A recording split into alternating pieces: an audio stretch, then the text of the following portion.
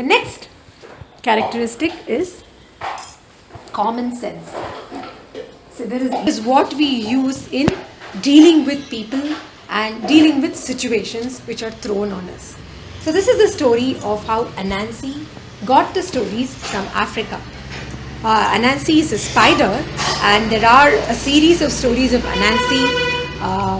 Anansi is a trickster and sometimes a little bit of a jester.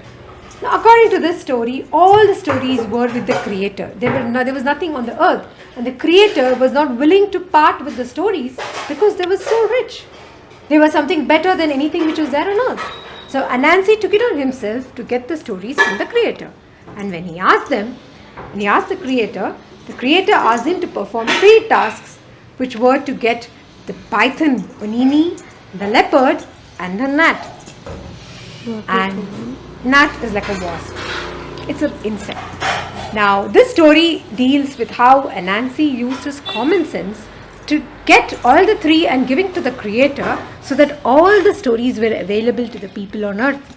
For example, he realized that a python could not curl if it was held on both sides. So he cleverly thought of a plan. He told the python that he wanted to check his length, and he believed that the python was a short snake. The python, in his pride, agreed and lay down right next to a stick. And Anansi quickly caught the python with both hands and took him to the creator. In the same way, he used common sense and intelligence to find out the different habits of the leopard and the gnat and took them to heaven. And the next story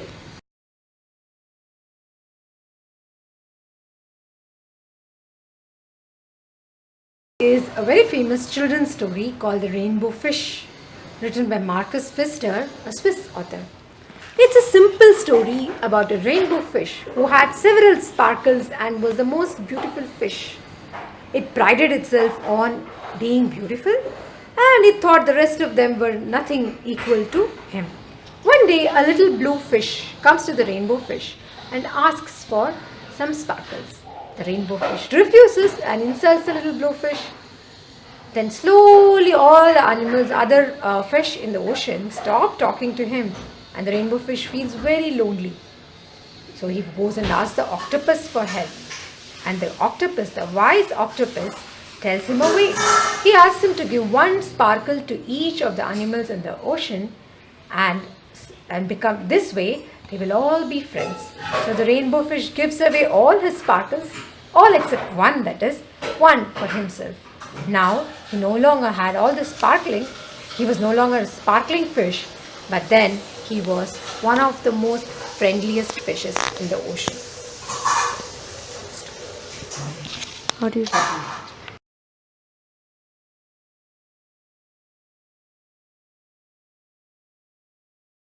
Story of the 4 river dragons from China. Now the 4 dragons were used to cause the rain in China on the orders of the emperor. The emperor of China was also a very nice man, very nice person who used to care about his people. But then things changed after the new queen entered the palace and the king no longer cared about the people. The dragons were not allowed to do anything on their own, so they requested the king to take care of his people and look at his subjects, but the king refused. Seeing the plight of the people, the 4 dragons decided to help the people themselves. They took huge gusts of water from the sea and threw it on the land of China, making it green again. When the king heard about this, he was very angry that they had tried to do something without his orders, and he had the 4 dragons, the yellow dragon, the pearl dragon, the long dragon, and the black dragon, imprisoned on 4 mountains in China. But the dragons decided to make themselves into rivers and flowed through the rivers, which finally became the 4 major rivers of China. So this is a story of compassion. Compassion even to the extent of losing oneself in it for the sake of others. And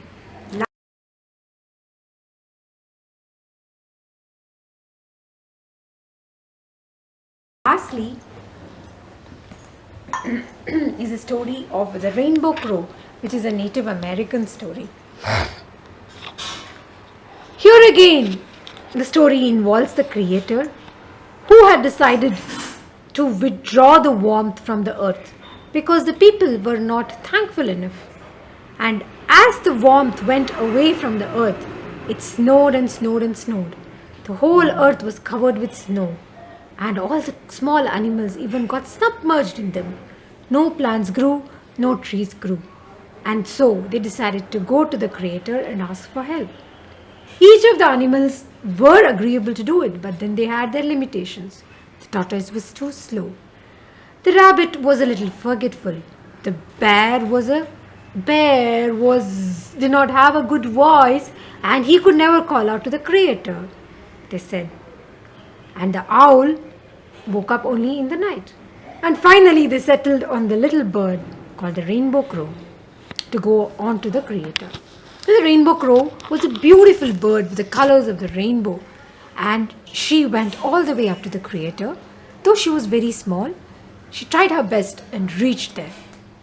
There she called out to the Creator with a beautiful song, and as he came out, she requested him for help. And the Creator, very happy with the little bird's song, took a huge stick and dipped it in the huge sun which was glowing there and gave it to the bird. The little bird caught onto the stick and traveled down to the earth. But as she flew down to the earth, the fire started coming closer and closer to her. First her wings got burnt, then her underbelly, and then her throat. Till finally when she reached the earth, she was completely black. And the whole earth, all the beings on the earth rejoiced with the fire and the warmth among them. The rainbow bird was very sad because she had just lost all the things about her which she thought were good. Her colors, her voice, everything. Now the Creator came down to her and told her that she should not be sad because she would be the only bird in the world who would never be eaten and would never be caged. And it is true. The crow is never caged anywhere, in any place. It is always a free bird, and